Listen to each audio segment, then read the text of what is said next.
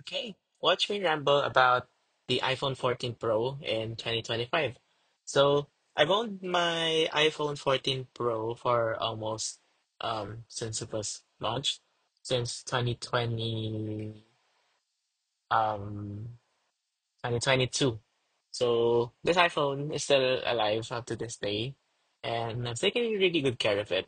And I'm just gonna be sharing my sentiments on how is this iPhone 14 Pro still relevant in 2025? So it obviously every iPhone is always the fastest and the best iPhone at time of launch. And I'm gonna be sharing later the battery level that I've had over the years and how it's decreasing, it's degrading over time. But I haven't replaced my phone's battery yet.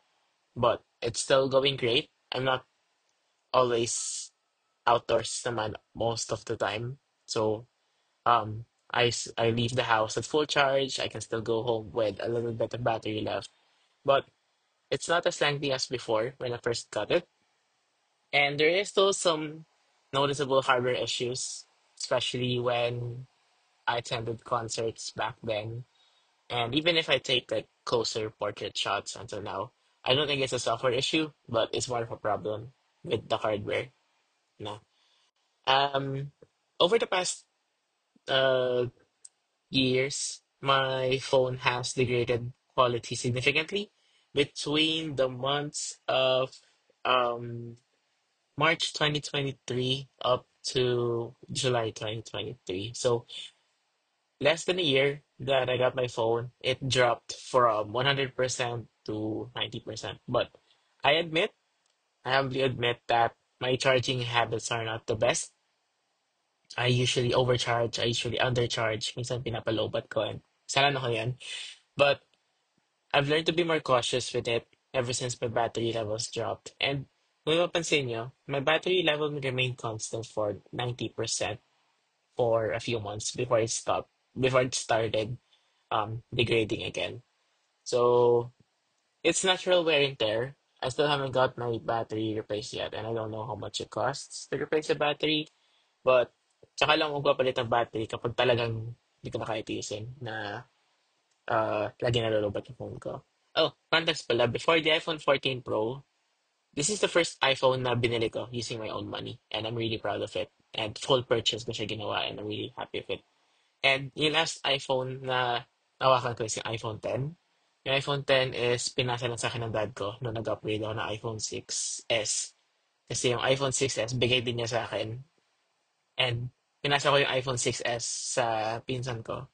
So, and before yung iPhone 6s, iPhone 4S yung last na phone ko.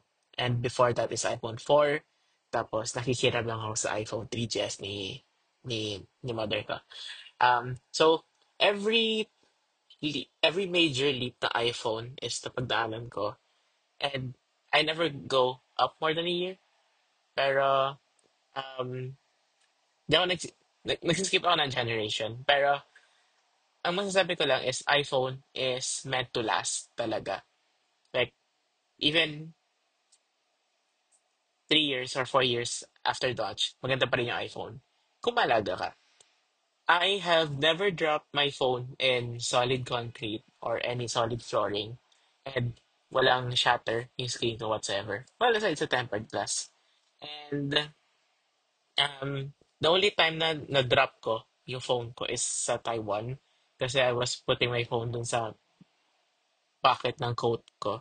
And nagkaroon ng dent somewhere here sa corner. Pero hindi siya dent eh. More like a very light scratch na you won't even notice it until you very look at it deep. So, matibay. Matibay ang iPhone. And I still never had my iPhone's tempered glass replaced ever since I got it. Pero may mga onting cracks na. I will replace it kapag talagang noticeable na lahat ng cracks sa tempered glass. Experience naman sa camera, maganda pang concert camera yung iPhone 14 Pro pero may limitations. Is yung pinakamalapit na concert shot na nakuha ko is yung kay Carly Rae Jepsen nung pumunta siya sa Wonderland noong 2022. And sobrang lapit ko na kasi sa stage nun. Parang there was just one person blocking in front of me and kita ko na agad si Carly Rae Jepsen. And sobrang linaw ng quality ng camera doon. Siguro yung second closest na napuntahan ko is yung sa concert ng Bini sa both sa Araneta at sa Philippine Arena. Um, Medyo naging grainy na ng onte on a zoom level. And, pero kitang-kita pa naman sila and malino naman yung image quality when you zoom in. Pero yung concert experience ko with Taylor Swift sa Eras Tour, sobrang labo na ng camera ko niyan. Like, super zoomed in na yan. And, um, medyo grainy. You can't even see much of detail sa mukha ni Taylor sa stage. And another concert na hindi ko nalagay dito is yung sa Born Pink Tour sa Blackpink sa Singapore din. Almost Gen Ad na kasi upuan ko nun. So, sobrang hindi na talaga makita yung apat sa stage. Pero more or less, maganda pa rin naman pang camera ang iPhone 14 Pro. And even sa mga outdoor places, kahit gabi, ganda pa naman. Basta maayos lang yung lighting. So, these are some photos that I got from Vietnam and Thailand. And okay pa naman. And ayoko na kasi nagdadala ng DSLR every now and then kapag nagpa-travel ako. I'd prefer something na point and shoot and kaya naman i-edit ng Photos app. And for portraits naman, malino yung pagkuha ng uh, photos ng mga bunnies.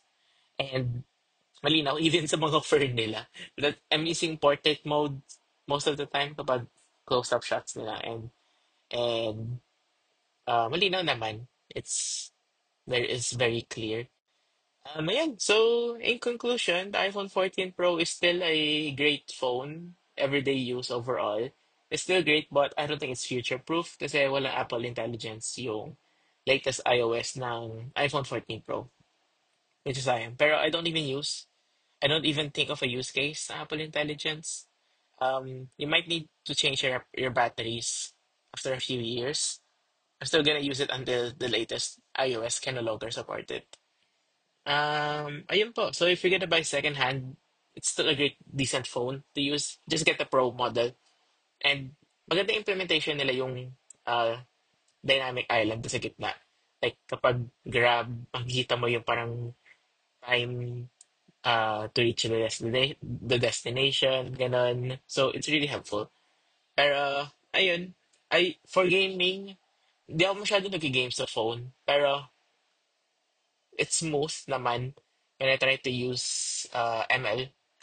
Tsaka yung mga ibang flight simulator games. It's still a great, decent mobile phone. Pero I don't use heavy games naman sa phone. Yan lang. Thank you.